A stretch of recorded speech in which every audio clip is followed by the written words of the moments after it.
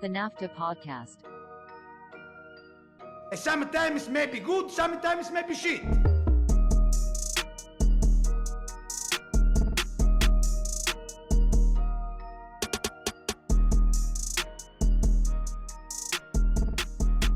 Welcome back, everybody.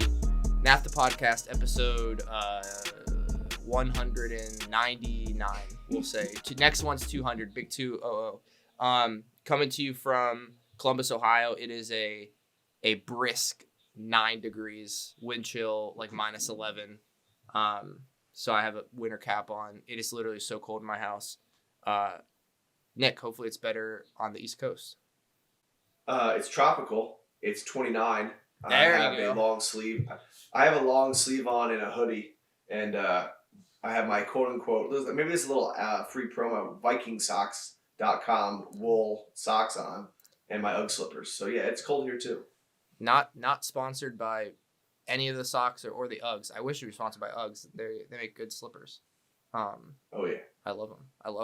Yeah, slippers, not boots with the fur. No. Listen, I have a pair of, I don't think they're Uggs. They might be. I think they are actually Uggs. I got Ugg slippers like 2.5 years ago. Wore them to death. They're like basically just fabric now. Like there's no traction on them. Mm-hmm. And I got a pair of, they're like these Nike slipper type like basketball or soccer shoes or whatever. They're really comfy and they have like tread so you can like go outside with them. And I was like, I'm gonna get rid of the Uggs and just have these. And the Nike ones definitely have their place, but there's nothing like the Ugg slipper, man. Like it's next level. As you being the youngest and me being the oldest on this pod, I had the original Ugg slippers back in high school 20 years ago. And we used to have to wear a shirt and tie and this ugly ass sweater vest to away games for basketball. It was terrible. I mean, we wore cargo khaki pants, like, you know, it's a different time. Horrible.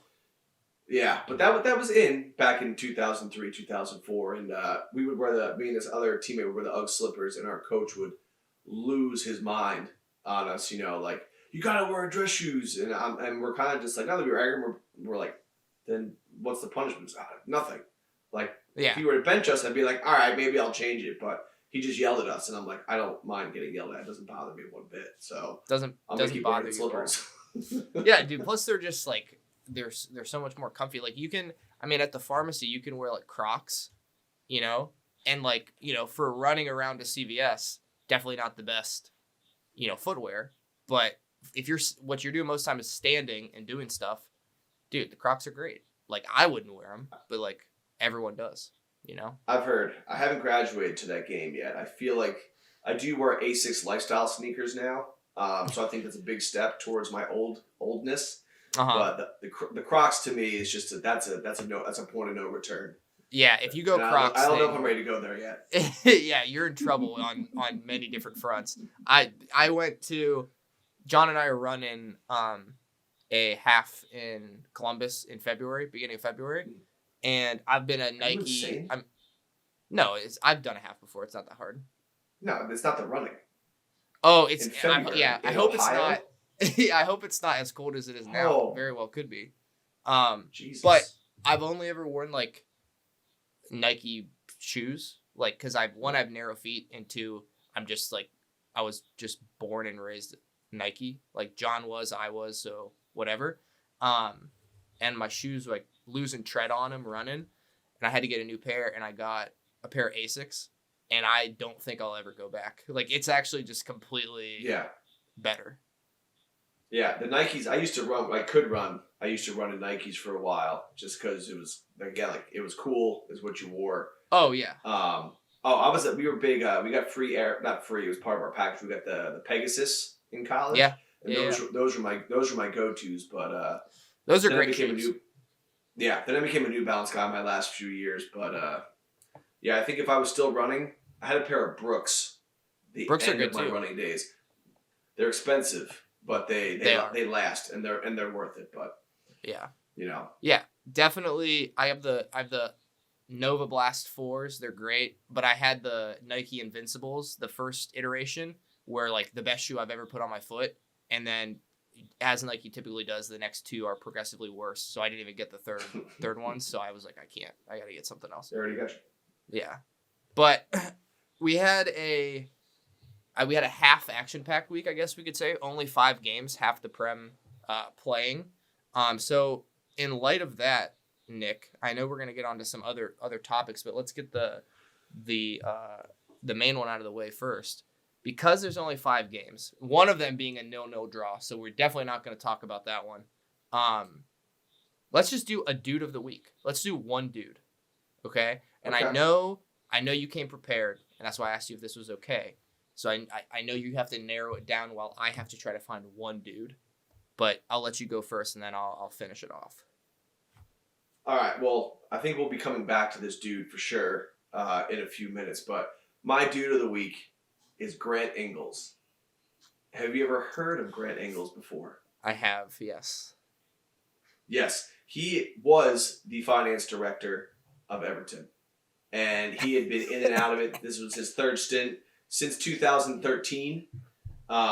Stepped down in the summer, which only leads me to believe, not that I'm a conspiracy theorist, but I just do enjoy a good what could have been, or maybe I'm a conspiracy light with some things. Yeah. Guy had to know.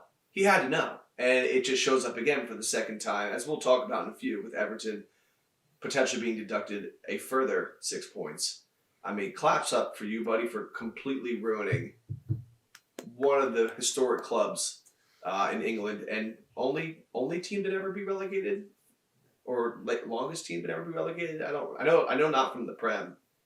But they're one of the only, 60? They've never been relegated from the first division, or hasn't been since, 1908 or something like that? There's a couple teams. It's from a certain date. Yeah. Or we know. It's just the English First Division in 1992. United, Arsenal, Spurs, Liverpool, Everton, Chelsea. So they're the Big Six, and Everton have never been relegated from the Prem. Yeah. Yeah, I mean, it's a sarcastic claps up, because it's just, dude, come on, twice. Yeah. Twice. So I should have went first, because this would have been a flawless transition. Yeah. Now that I think about it, but I'll just my quick one is just Premier League be on watch. Obviously, we all know what just happened over the weekend. Kevin De Bruyne is back, and if that is him in 30 minutes, then we are all in trouble, I think. I do have some interesting things to say about that game too, that kind of will contradict what I just said, but it's, goal and an assist in 30 minutes. Like, how can you say anything about that? All right, let's get into what you're talking about though, because it's reported Everton and Nottingham Forest now again facing points deduction from finances from last year, it said. And I was trying to learn about this a little bit because it's definitely an area where I don't know a ton. But, essentially 35 million you can lose a year, 105 over a 3-year running span. That got changed to 4 years because of COVID. Yes. Where you could lose more, essentially. And it's apparently coming up that Forest and Everton breached that, so they're getting charged with FFP, whatever. They're talking about 6 points or another 10 or whatever it is. This is my only question, because everyone is saying if Everton get another 10 and say they appeal it and it doesn't go through, they're done. They're absolutely out of the league. Okay. I still don't think they are. And I could be crazy to lose 20 points and not be relegated. They would be 9 points off of Luton. But I think they're so much better than them. Yeah. I mean, well, just to clarify, I looked it up here just real quick. It's been 103 consecutive seasons for Arsenal since 1919-1920. And then Everton's been 68 seasons since 1955. But they've also spent 121 of 125 seasons in the top division. So yeah, that's a pretty insane record. They were crazy real early on. Yeah. But I was looking at this earlier this afternoon with, all right, let's do the math. 'Cause I think I remember it was you that said 20 points. This was a month or two back. We were all talking like, where's the most points they could lose? And I think I sure said 25. I thought I know there was a 20. I mean, I was like, it couldn't have been more than. I mean, it couldn't be more than 20. That's insane. But like looking down, I mean, it puts them down to 11 points. Like, I mean, it's not. I mean, the best thing that could happen to them is Forest gets it too and keeps it. At least that adds another horse to the race. Because if Forest doesn't take it, I mean, the winner in all this is Brentford. If you really look at it, yeah, for sure. That's gonna make them feel a lot better. But let me just put this though. The last game of the year for Everton is Arsenal at the Emirates. Okay, so like that's Everton are good. They could definitely like win a game. You know, teams have beaten Arsenal at the Emirates for sure. Fulham, for example, or maybe they tied them. I can't remember. We did in the FA Cup. Whatever. The 4 games before that. Okay, so I'll go like this.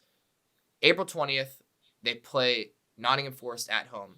Then they play Brentford at home. Then they go to Luton Town. Then they host Sheffield United. That's not the 9 to 12 points right there. And that's, you're not counting, they host Crystal Palace. They host West Ham. They have to play Bournemouth. They have to play Burnley at home as well. I know it's ridiculous to say, but they could, if they lost another 10 points and you're assuming that they're going to get some of them back through an appeal, they could still not get relegated. Like, it would be very difficult, but they could still not do it. As the teacher in me wants to ask you, what happens when you assume, Michael? Make an asset of you. But I make an asset of me all the time.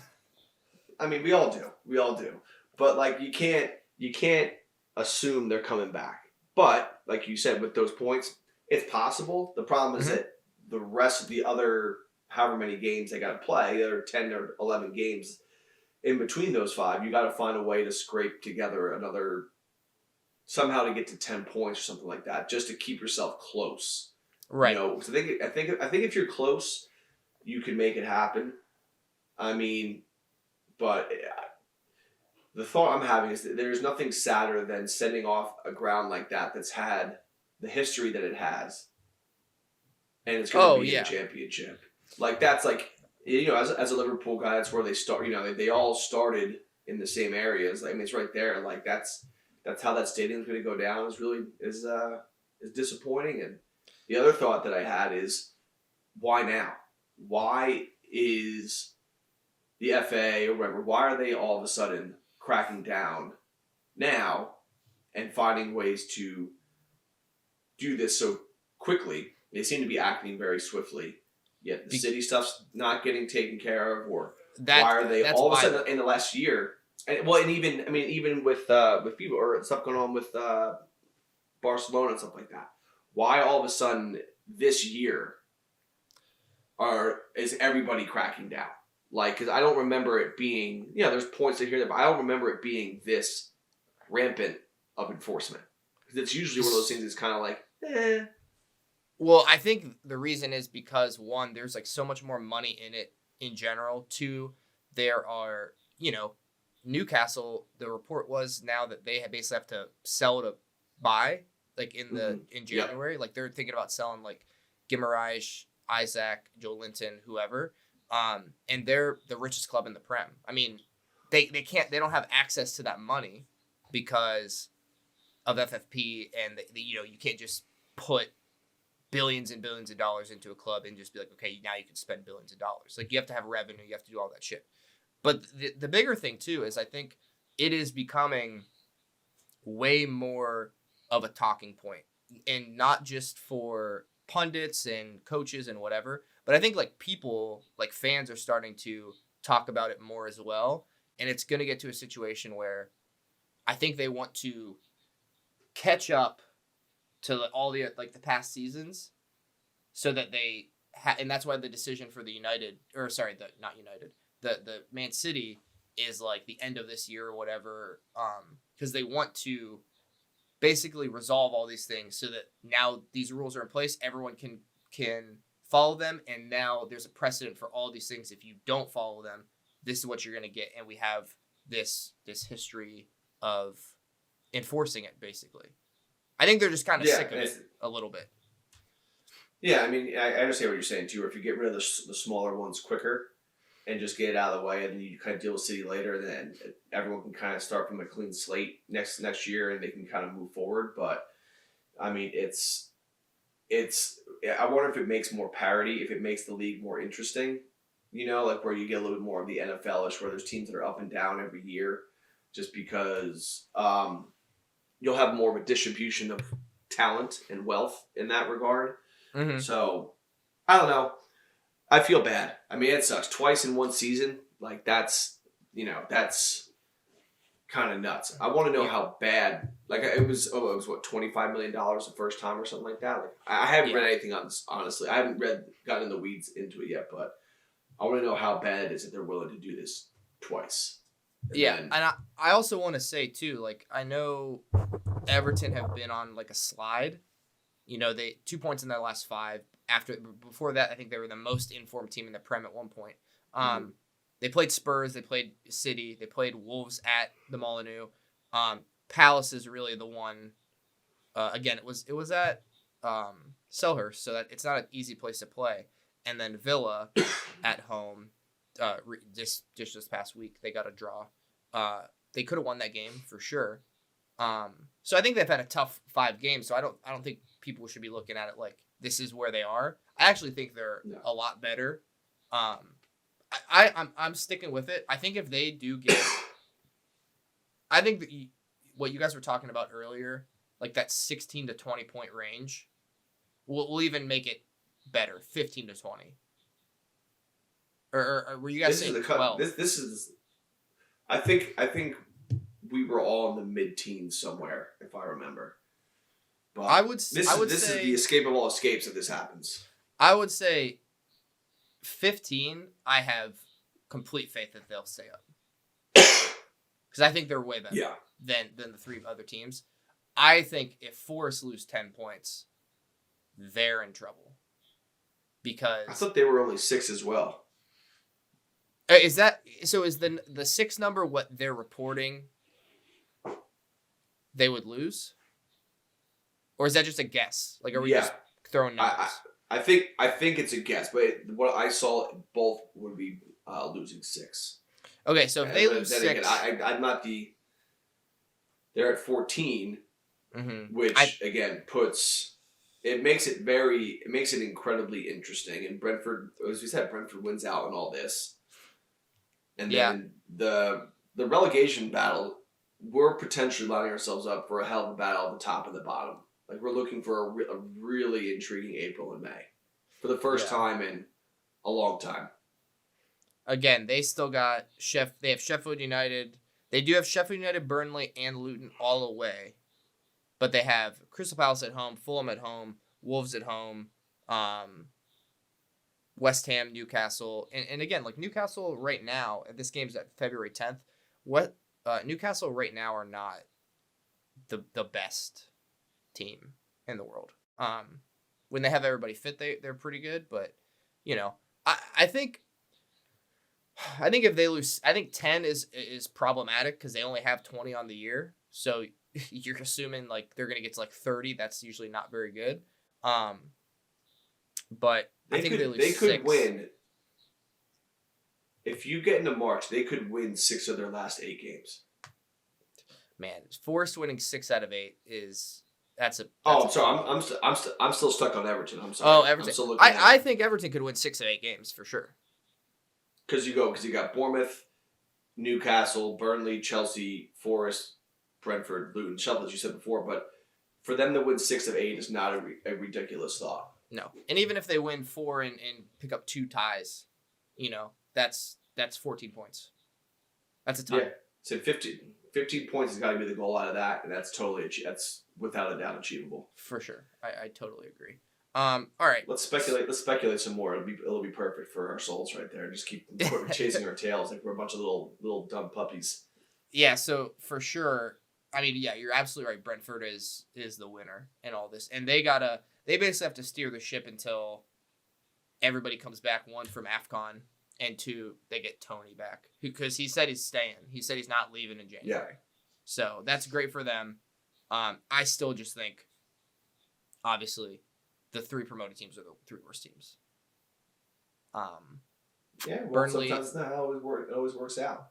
You're right. And speaking of promoted teams, Nick, look at that transition. Ooh, hey. Burnley, watch out, John. Burnley hosted Luton Town, and it was a thrilling 1-1 draw. Goal by Amdouni in the 36th, and then Morse in the second minute of stoppage time. Nick, I thought Luton were definitely the better team. I watched most of this game half asleep in bed. I know Burnley have a better XG. I think they had a couple more big chances. But shots and shots on target were pretty equal. I know we have disagreed a little bit on protecting the goalkeeper and what is a foul and what is not.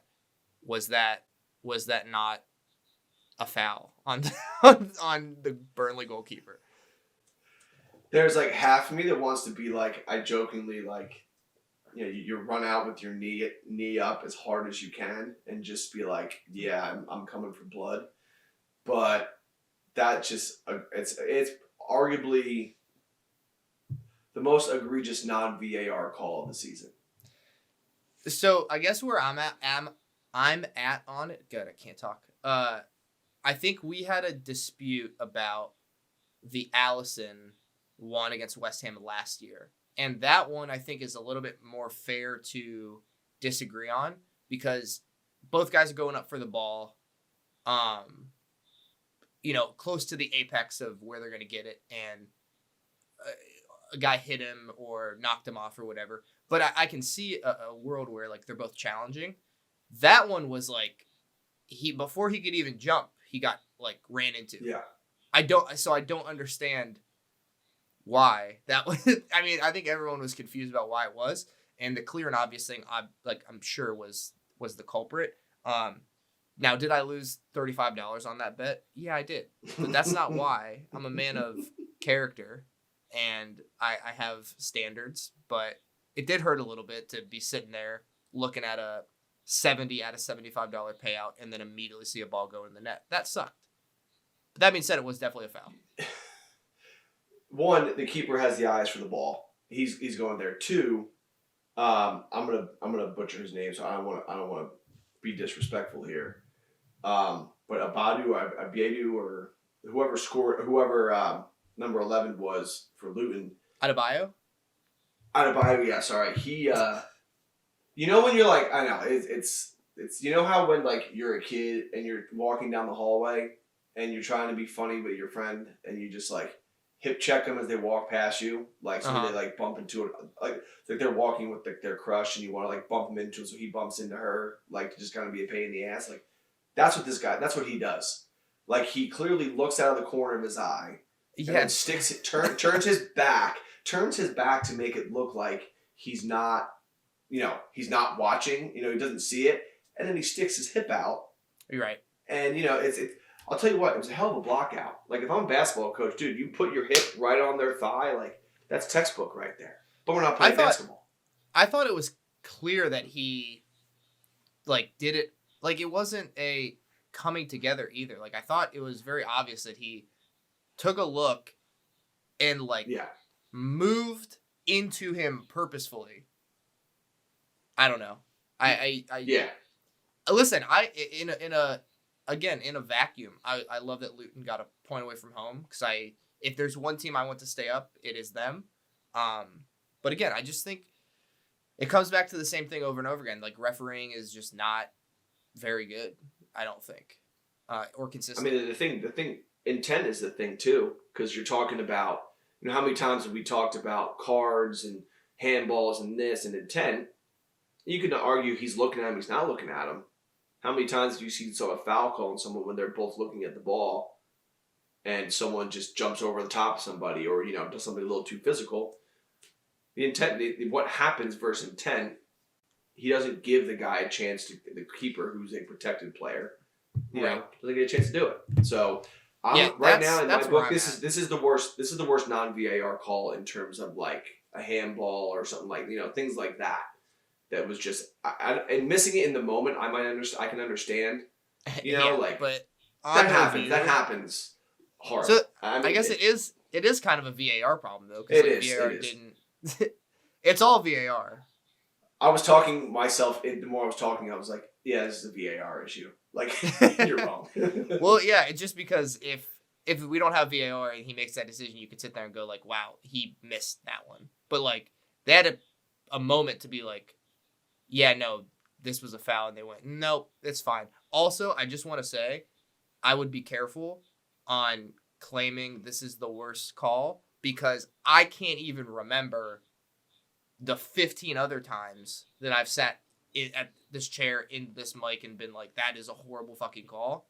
So like, I'm disillusioned. Like, I don't even know what was before. So I would have to like go back and like evaluate every bad call to like determine. This one's pretty bad though, for sure. Yeah. 9 out of 10. Terrible call. All right. So that was the game on Friday. The 2 Saturday games, we had a 1-0 win for Chelsea over Fulham. Cole Palmer and a penalty in the 45th minute. Listen, we can get into this one too. I'm pretty sure Malo Gusto should have been sent off this game for a red card as well. I think he was sent off for literally not as bad of a foul earlier in the season. Again, just the consistent. I don't want to get into it again. Just the consistency and like you can't help it, dude. But that's the thing. It's just every game, and I don't want to be the guy on this podcast that just yells about VAR all the time because it's boring for the most part, unless it's like something horrible. But it's just whatever. This game could have been different. But I thought Chelsea like pretty much outplayed them at home. I think Fulham are actually a lot better than we have been giving them credit for as a pod. But I think they're pretty comfortably just going to be mid-table. Yeah, I mean it was nice to see that. I mean, despite the scoreline, both teams did show up. They showed up to play. But yeah, I mean it's very just love. This is the prediction of me coming out. I knew I should have picked Chelsea, but I wanted to kind of see if I could find a way to pick a couple games from you, and clearly it didn't work out for me very well. Trying to find a way to maybe take a little bit of a gamble, but I mean, this is as expected. Both teams not very good at scoring, right now, but they at least they showed up to play, which was you can handle that. There's excitement, there's chances, but again, they're both. I think both are very. I think this is what you expect out of 2 mid-table teams right now. For sure. And Chelsea, I think we're in agreement. Chelsea is very firmly mid-table, at least right now. Yeah, definitely not United mid-table, but like Chelsea's mid-table for sure. Chelsea's mid-table, definitely. All right, next game on Saturday was Newcastle hosting Manchester City. Ended up being 3-2 City. Nice comeback win. First goal, 26th minute by Bernardo Silva was just absolutely filthy, by the way. There were some sick goals in this game, to be honest. Then the Isak and Gordon goals, basically like the same goal within 3 minutes of each other. Just perfectly bottom right-hand corner. I know John's going to want me to bring this up. Ederson did get injured on an offsides that like they did put the flag up for. I told him it's not the first time this happened to any team. This has been happening for like the past 3 years. They're not going to change it. People are just going to keep getting hurt, whatever. I have to bring VAR or the referees up in every single game, I guess. Anyway, De Bruyne comes on, 74th minute goal, and then he assists Oscar Bob with just the touch and takeaway from the keeper to tap it in was also just disgusting. I mean, silky. Yeah, even De Bruyne's goal was probably the worst goal, and it was still nice. Like it was still a very good goal. So just 5 goals altogether. This is the one thing I wanted to say about this, and I mentioned it in Dudes of the Week. If this is the start of what De Bruyne's gonna bring, he's gonna come back 100%. Like he's gonna come back and just be disgusting, which is bad for everybody but Manchester City. That being said, the rest of this team, no Joe Linton from Newcastle. He didn't play. They had Miley, they had Longstaff, Gamarish, Gamarish was just fouling the shit out of people too. Like they just foul people a lot. At Newcastle, they will outrun you. They will outwork you. They will everything, hustle. They will try to rip the ball from your feet, push you over, kick dirt on you, do whatever. And for up until basically De Bruyne came on, I texted John and I was like, you guys are just getting outworked, man. Like you can't keep up with them. And they're a team that has been playing the same guys over and over and over again. Because they don't have anybody else to play. And I don't know what you're gonna do if a team just, especially away from home, if a team just outworks you, plays you, because it doesn't seem like you guys are, peppering the goal so much anymore. I mean, John has nothing to worry about. Like, this is not a big deal for them. I'm just gonna keep saying this until it doesn't happen. Like they're sitting there and and I agree with you. Like everything you said is spot on, but it's like it's City. They don't have Haaland.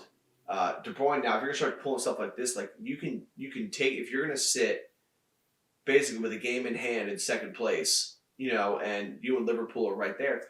Why would you rush him back if this is all you've done for the last 6-7 years? Is you hang out, and then you make your run. Like, dude, they're sitting in second gear right now. Still, they're still sitting in second gear. They don't have to kick it in until really March or April. If they're going to keep hanging around this tight, they'll turn it up for the big games when they need to, but they don't have to rush De Bruyne. Haaland's going to come back, which is still insane that is he leading or he's second in goals and he hasn't played in over a month. Yeah, I mean he's going to be they're going to be fine. They're good. It's in their DNA. They know how to win. They know how to find ways to get things done. It's just like the opposite of what I said last week or 2 weeks ago with my United. I'm like, I'm just going to watch them suffer. It's like, dude, it's City. Like, what do you have to worry about? There's nothing to worry about. They're going to be fine. I will say this too. In that game, Newcastle had 3 big chances. They missed all 3 big chances. They scored those 2 goals from, tight angle, whatever, around the keeper. So, on that break, and I was telling John too, like, Gvardiol is not a left back.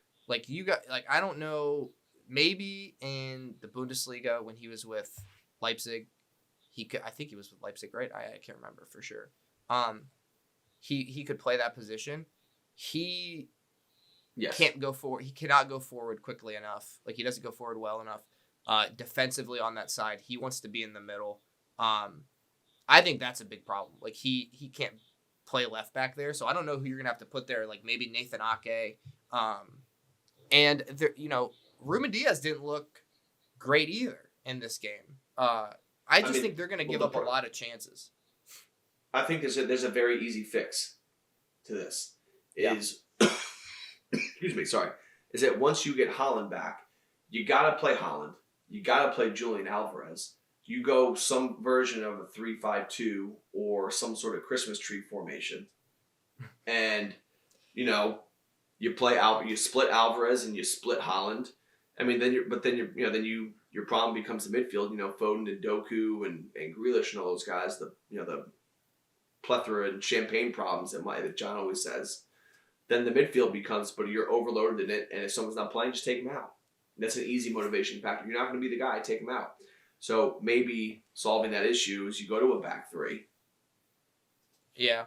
And so it's going to be if you're going to give up chances with a back 4, might as well give up chances with a back 3, and you just play you just go play some Texas Tech football. Just run the score up as best you can. I mean, I think Laporte, or not Laporte. Geez, he's gone. Stones obviously is a big miss for how they wanted to play last year. And they haven't been able to find a guy that's able to go into the midfield like that, because they were playing like 4 center backs essentially at one point. I think it's like if they can figure out the defense and not give up these chances, especially on counters, which we play on the counter a lot. Arsenal don't really; they're more possession, but like Brighton can play on the counter. Newcastle, they don't have to play anymore. Played on the counter a lot. West Ham, that's going to be a tricky one for them. if they can figure the defense out, and then De Bruyne, like I said, comes back like it seems like he's gonna in that 30 minutes, they're gonna be fine. They're 2 points back? Like, might as well just give it to him right now. So this is like sleepwalking for them. Yeah, exactly. All right, Sunday games. Obviously, we have that 0-0 Everton Aston Villa. We don't talk about 0-0s on this podcast. Never have, never will. Except for the one time we did. I can't remember what game that was though. But the exciting. I thought this was the most exciting game for sure. United hosting Spurs. Højlund goal in the 3rd minute, followed by Richie Richarlison in the 19th. Rashford in the 40th, and then the start of the second half saw Bentancur with a goal in the 46th. Ended all squared up at 2-2. Listen, man, I think, we have to talk about Timo Werner coming back, got an assist for Spurs. He's so bad. I don't think he's that bad. Do you really think he's that bad? Yes, I do think he's that. He can play anywhere but England. No, dude, he already has an assist. 1 assist. He's averages an assist per game. Yeah, I guess law of averages. I guess that works. And you know who else averages 1 assist per game? Not Anthony. No, Jadon Sancho for Dortmund. I'm sorry, I didn't hear you with that. What was that? Yeah. Jadon Sancho has first game got an assist. Farmers League down there, Okay. There's some good players that come out of there. One of them named Erling Haaland. So and the other one is Harry Kane, but he is probably going to break that goals record, I have to imagine. Nick, what did you think of your guys' performance in this game? And then I'll tell you how you're wrong. I thought it was pitiful. Okay, never mind. We agree.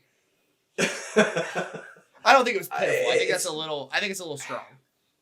I didn't think it was great. They were clearly attempting to play some counterattack, but you can't play. You're playing against another big club, and you're playing counterattack football. It still shouldn't be 65-35. That's not the exact statistic. Sorry, 64-36. I knew it was pretty right close around there. Yeah, and you just look when you have a midfield that Spurs had that is completely just a mess, and we can't control possession. Frustrating. And I think that's it. I think I texted it, but they started to get a little too cute. United did in the second half, with Rashford trying to get too far down the end line or not. There still needs to be more. They're still trying to be too perfect. Mm-hmm. They were better. I mean, the front three the last month has been better, which is nice. I mean, the Rashford goal was just the movement, with just a little give and go in a tight space, something we haven't seen in a very long time, and which is better. But I thought defensively we were still in complete disarray. If we could have put a shift in like we defended against Liverpool, what was that? That was back in December. Mm-hmm. We come out victorious, but I think Spurs very easily could have come away with this victory. Very easily could have come away 3-2, and maybe pitiful's too much, but it wasn't. It was exciting. The first half was exciting, but the second half was pretty. It was poor. The inability to possess the ball. It was the worst that Manny looked. But I mean, he's 18. You can't hit. The kid's been playing unbelievably. Yeah. You just gotta find. You just gotta find him a partner, because it's Eriksen is on the front foot, and McTominay's just not it. So you can tell me how I'm somewhat right or whatever, but I wasn't overly. I was more disappointed than feeling good about this. Even though a draw is a positive result for this game. Yeah. Or not a negative result might be a better way to say it. I thought basically down the middle of your team was bad. I thought, I mean, that's great analysis right there. Their Spurs midfield basically just walked up the field right down the middle a lot of the time. I thought Johnny Evans got subbed off. I thought it should have been Varane, to be honest. I think he is so far past it at this point. for the name alone, you'll get some money from the Saudi league probably, but like not for the skill of the player. Yeah, fingers crossed. I thought Rashford was good. Højlund, obviously, that goal was an absolute rocket. I mean, it was it was crazy. But even then, like leading up to that goal, like it was basically an accident. Like took the ball basically off of Rashford. They didn't know what the fuck they were doing, and then he just said, "Okay, I gotta get it. Like we have to get a shot off because like we'd have wasted this." And then it just perfect placement. I thought Delo was really good. Kind of bombing up and down, defending as well. Wan-Bissaka was. He gets a lot of hate. Delo gets a lot of hate that I don't think is always warranted. Yeah, he has his moments. He's a solid squad player. Yeah, he's a solid squad player. Like sometimes he's a little stupid and is out of position, but I mean he's not a world class player. He's a very good right back. Yeah. But like to your point, kinda, you had Oliver Skip, kind of bypassing your midfield at times, which is like that's not good. I mean, I don't know how else to emphasize how not good that is than to just say Oliver Skip was bypassing your midfield. I'm just a little upset you missed the easiest and best way to emphasize that he skipped through the midfield. He did. How do you miss that one? Because that's really disappointing. You missed that. I am not. I'm gonna be mean here. I'm not old, so I'm not saying. Or a high school history teacher. Yeah, exactly. So yeah, But listen, I think it's. I was thinking about this when I was watching this game in particular. We always go, who was showing like they wanted to win the game more, or who was like being positive, and I think they should have won. Well, you think they should have won because it's more enjoyable to watch, okay? Listen, I don't like Mourinho. Like, he plays, like, ugly football that I don't particularly like. And if he ever heard this, he would just be like, who the fuck is this kid? No one cares about him. He probably would never see it. But you have respect. Yeah, you have. You have to respect the fact that he got results. A lot of the places he went, I know it wasn't always perfect, but like the talk about, for instance, like us against you guys, talking all that shit about, only one team wanted to play. Like, I hate that type of shit because, like, at the end of the day, it doesn't matter. Like, if a team doesn't think they're going to be able to beat you, like a relegated team, they're trying to pick up a point. Like, it's not as nice to watch, but it's just as admirable to sit there and absolutely just get pelted for 90 minutes to get a result than it is to like score 6 goals and blow a team away. Like I think obviously one is just nicer to watch and more fun, and that's what you want out of your team, which is why I think like as a United fan, you should be wanting more from the team. But at the same time, like everyone being like Spurs should have won because they were trying more stuff and they were like pushing forward. At the end of the day, it doesn't matter. You could have given up 3 goals at any point. They could have given up 3 goals. Either team could have won. A draw is probably the fair result, to be honest. Yeah, I mean, I think that maybe I'm backtracking a little here. I didn't get to see the last 15 minutes because we had to go out and do some stuff, and I was just happy that they didn't lose, so I didn't go back and watch the last 15 minutes. But if it's you talk about Jose, this just triggered a longer thought in my head, but like he's a results-driven guy. He's a guy that's never built a team to be successful. He's already come into a team that is either 1 or 2 players away, or just is a great team and needs just the mentality and all these and some different tactical things. And Ten Hag is a guy that's had some success developing younger teams and younger players. Mm-hmm. So and I go back and look at and I'm not even trying to compare like obviously whatever, but like what Klopp had to do and what Arteta and had to do and stuff like that. Like we're in that right now. It's definitely worse. It's more of an emotional roller coaster, I think. Like you see all the memes, like this was Klopp's first lineup and where it is now, like there'll be those moments too. But if he's teaching to have character, because we lost very quick. We went and we tied, actually we were winning 1-0, except the referee stopped his watch and didn't tell anybody. Jesus And then Christ. That's a whole other thing because we were playing the Catholic school down the street who's ranked like top 5 in the state every year. and we were winning 1-0. They scored a goal with the rest end in the last 30 seconds to send it to overtime. Then the other ref I knew, I saw him a couple months later. He goes, "Just want to let you know the guy messed up. He didn't stop. He stopped his watch and didn't tell anybody, so he didn't make the signal. So the game should have been over 3 minutes earlier." I go, "I wish you didn't." I'm like, "I wish you didn't tell me that." Yeah. But we ended up tying. But we played a 5-4-1, and I had the center back basically played a sweeper.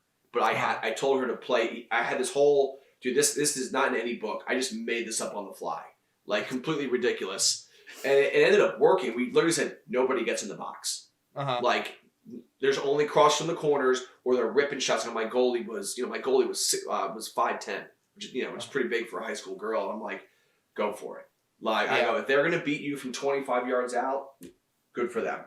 Right. And it was, to this day, that was the first time I found out. That is the first time we didn't lose to that school in like 40 or 50 years. Holy like shit. they'd always, like they're just insane. But it's like there is something to learning that character, and maybe that's what and being mentally he's trying to put too. in. Yeah. So maybe that's what he's trying to put in. But I would like to see a little more go for it, a little bit more of the Ole. Just kind of screw it, we're going for it. Yeah. Or the Ange, Ange, we're down to 10 men, screw it, we're going to play at midfield. But, it is what it is, and like I said, we're just going to watch and suffer and just kind of hope that this is one of those seasons you look back and like, okay, he's built something, he's got what he wants, and it's the only way I'm getting through it, is that I don't need to go down that road again. Just to think there's a bigger picture to this. Just watch the young guys, which another transition before we get into predicting the games. Hannibal loaned out with an option to buy for Sevilla. There is a buyback clause, it seems like, for you guys, but that is a Jim Ratcliffe thing that I just read earlier today, that they said there must be and that is brand new for us. Like, and we don't do stuff like that. Yeah, City always seems like they have like a buyback with their players for the most part. So at least we did, and I'm a huge Hannibal guy, so I mean he'll play. But I told Dylan, I saw it first. I said to Dylan, I jokingly said I think I should get a Hannibal jersey just to be kind of a little hipster and whatever. Mm-hmm. And I texted him and was like, yeah, the jersey curse still lives. I didn't buy it, but I'm just like the jersey. Even the thought. Oh, terrible. All right, so one half of match week 21 done. We have the other half, though, that's going to be, I think, I think it's Saturday, Sunday, Monday this week. Yes. First game, though, Arsenal hosting Crystal Palace. Arsenal on a slide, just in general. I think they've lost like 3 straight games in all competitions. Do you think they get it right against Palace? I do. I think Palace this is famous last words, but they have relatively been a get-right game for a lot of people. Mm-hmm. So at least in terms of getting in the far left column. So I'm taking Arsenal. I think they need it. And I think with some rest will be good for them too. All right, I agree. I got Arsenal as well. Brentford hosting Nottingham Forest with the implications now of the points deduction. I'm thinking this is where I'm standing, right? I have a draw, okay? Brentford at home, hosting Nottingham Forest. I think if Forest officially lose the points before this game, I think it's a Forest win. I think it's a Forest win, period. Okay. I think I do like your thought process, but I think that Forest is riding a little bit of a wave right now. They're having a decent run right here the last few weeks, and Brentford's just hemorrhaging, and they need Ivan Toney back as soon as they possibly can. And if this game's at the City Ground, I think it's a no-brainer. Yeah, I agree. But I think that I just think Forest is playing. They're just in a good mindset. They're in a good last couple of weeks of playing. So I mean, do they play back Blackpool midweek? Ooh, they do at Blackpool for the FA. Listen, you've convinced me. I'm going Forest because Brentford also have, I think, the most players out in AFCON, and they're all important. Yeah, I mean, I'm sticking with it. And Brentford plays tomorrow. So yes, they're both playing midweek. Yeah. I'm switching too. I got Forest as well. There we go. Sheffield United hosting West Ham. West Ham, a weird team sometimes, but I cannot in good conscience pick Sheffield United. Yeah, you literally took and as someone that took Gillingham last weekend. Yeah, Gillingham to beat West Ham. I can't not take or to beat. I can't not take. I gotta take West Ham or to beat Sheffield. Excuse me. I gotta take West Ham.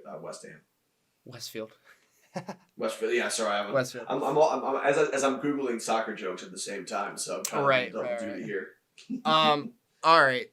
Bournemouth hosting Liverpool. This one is definitely a scary one for sure because Iraola has them playing really well right now. This is the thing though, it's a lot of time off for the teams now. I think maybe the form kind of goes out the window, but it's not like they're rolling. I think people are like on vacation a little bit. They're going places, thinking about other stuff. I think obviously this is every game that we play without Salah and Endo at this point is a huge game. Bournemouth can definitely beat us. I think this is a must win for us. I got to win, but I'm scared of this one for sure. Yeah, I'm taking Liverpool as well, but this has been Bournemouth's bread and butter all year.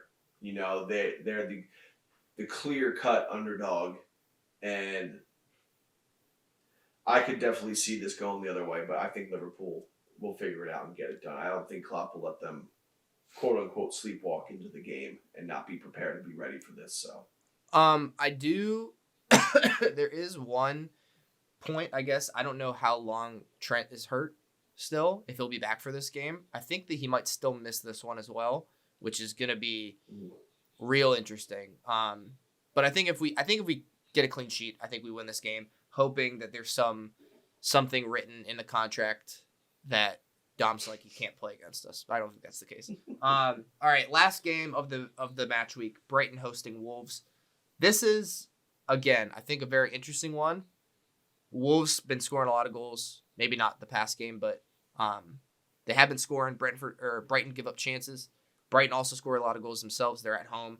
I got to take the Seagulls at home, though, against Wolves. I think Wolves are running a little bit hot, and this break is not going to help them. Yeah, I'm in a little bit of a moral and family conundrum with this game. No, you should not be. You should not be. Well, dude, let me make it dramatic. Come on. Okay, I was going to say, you definitely know what side you have to be on here. I had to think about who to pick. And, and it was, when I came down to brass tacks, it was a pretty easy pick. I had to pick the Gulls. Absolutely. The person that you have to see every day. I mean, listen, Caroline, if you're listening, I don't think you care that much, but just what she cares about is, I can't wait. I'll tell her on the weekend. The smack talk, she'll definitely text Dylan with some shit talking. Yeah, and she's a pretty good shit talker, so I'm pretty excited to see where this and what emoji. She usually throws a bunch of emojis at the end of a soccer trash talk set, so that's always the more enjoyable. What kind of emojis come in with the trash talk, or how? What? I don't know what way like the knife emoji is. I think it might be down. It would just be sick if she just had like seagulls and then knives falling and like a pack of wolves. Oh shit, that's really good. When she told me that off air, Dylan's gonna listen now. He's gonna know. No, dude, he won't listen. He's busy. He's got his anniversary, dude. All right, cool. Well, so obviously the other two will have their picks in. Nick, under an hour. That's really good for us, especially you and I. We're usually the long-winded ones. So yeah, we are. Yeah. So did Dylan leave you with a joke, or did you take up the mantle? I took the mantle up here, and since you were walking the dogs and I was chilling on the couch with Elsa watching some football, we had to go pet themed here. Oh yeah. Why didn't the dog want to play soccer? He was a boxer. Cheers.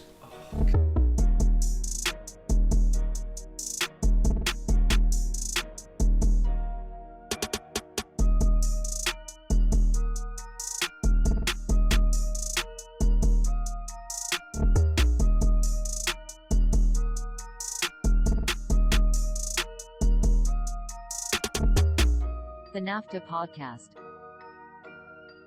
Sometimes maybe good, sometimes maybe shit.